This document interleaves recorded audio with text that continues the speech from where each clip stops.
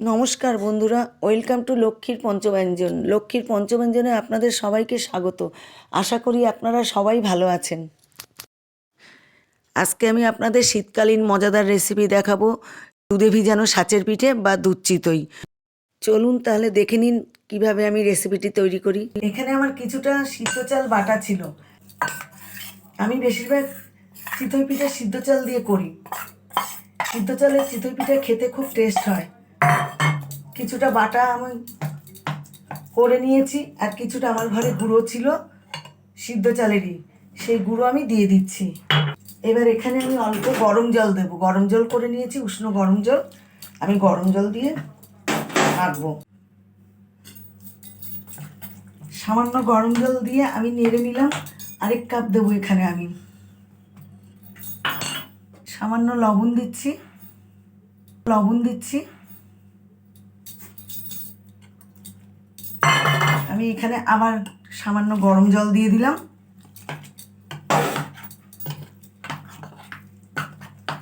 খুব ভালো করে অল্প অল্প দিয়ে নেড়ে নিতে হবে।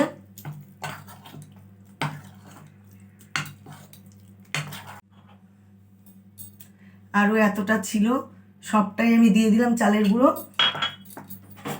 এবার আমি অল্প অল্প করে জল দেবো, একবারে বেশি জল দেবো না। তোমরাও একবারে দেবে না জল, এইভাবে মাখবে। আমি 3 ঘন্টা এটা ভিজিয়ে রেখে দেবো। এই পিঠের গোলা যত ভিজবে তত সুন্দর হবে পিঠে। দেখো হয়ে গেছে কি সুন্দর। এবার আমি ঢেকে রাখবো, পরে আবার একটু জল লাগবে, ফুলে উঠবে। আমি ঢেকে রেখে দিচ্ছি। এবার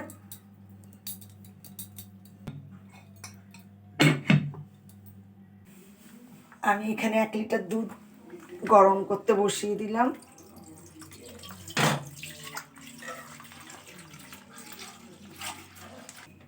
শুধু দুধটা জাল দেবো দুধ চিতইয়ের জন্য। আমি একধারে দুধ বসিয়ে দিলাম, আরেক দিকে আমি চিতই করব।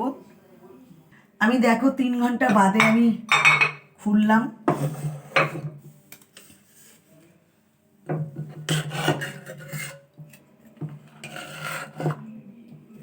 এটাকে ভালো করে আমি ঘেটে নিই। এই মিশ্রণটা আমি ভালো করে নেড়ে চেড়ে নিচ্ছি।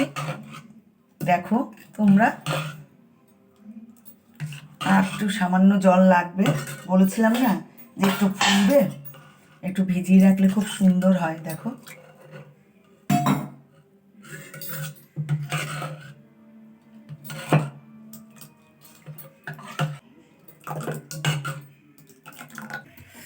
এখানে আমি রিফাইন তেল ব্রাশ করে নিলাম।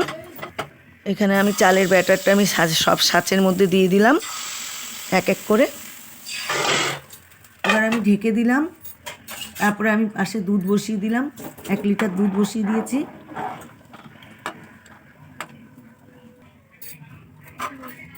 এক এক করে আমি তুলে নিলাম। দেখুন কি সুন্দর হয়ে গেছে সব।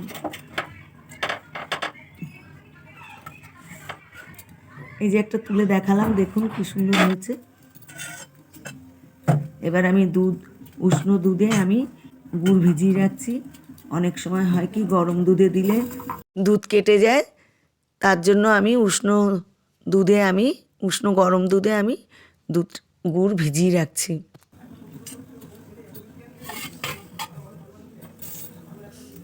আমি বাকিগুলো করে নিলাম। দেখো কি সুন্দর হয়েছে। এবার আমি সব দুধে এক এক করে দিয়ে দেবো। এবার কিছুক্ষণ এই ফুটে উঠেছে। এবারে কিছুক্ষণ ফুটলে তারপরে আমি ঢেকে রাখবো। তারপরে এবার আমি গুড় দেব। দুধ আর গুড় যে ভিজিয়ে রেখেছিলাম সেটা আমি ঢেলে দেবো। তোমরাও এইভাবে করবে। গরম দুধে গুড় দেবে না, তাহলে দুধ কেটে যাওয়ার সম্ভাবনা থাকে। প্রায় হয়ে এসেছে। এবার নামিয়ে নিচ্ছি। আমি এর মধ্যে কোনো এলাচ দিই না, এলাচ দিলে যে গুড়ের একটা গন্ধ সুন্দর, সেই গন্ধ থাকে না। আমি আগের দিনও বলেছি পায়েস করার সময় যে আমি নতুন গুড়ে আমি কোনো এলাচ দিই না, কোনো কিছু দিই না। দিচ্ছি অন্য পাত্রে, আমি এমনি নামিয়ে নিলাম। দেখো কি সুন্দর হয়ে গেছে, হয়ে গেল আমার সার্ভ করা। এবার আমি একটু গার্নিশ করে দিচ্ছি জাফরান দিয়ে উপরে। তৈরি হয়ে গেল দুধে ভিজানো ছাঁচের পিঠে বা দুধ চিতই। এই শীতকালীন রেসিপিটি আপনারা বাড়িতে তৈরি করে খেয়ে দেখবেন। আপনাদের যদি ভালো লাগে তাহলে আমাকে কমেন্ট করে জানাবেন। ভিডিওটি ভালো লাগলে লাইক শেয়ার করে দেবেন। আমার চ্যানেলে যদি কেউ নতুন হয়ে থাকেন তাহলে চ্যানেলটি সাবস্ক্রাইব করে দেবেন। ভালো থাকবেন, সুস্থ থাকবেন। নমস্কার।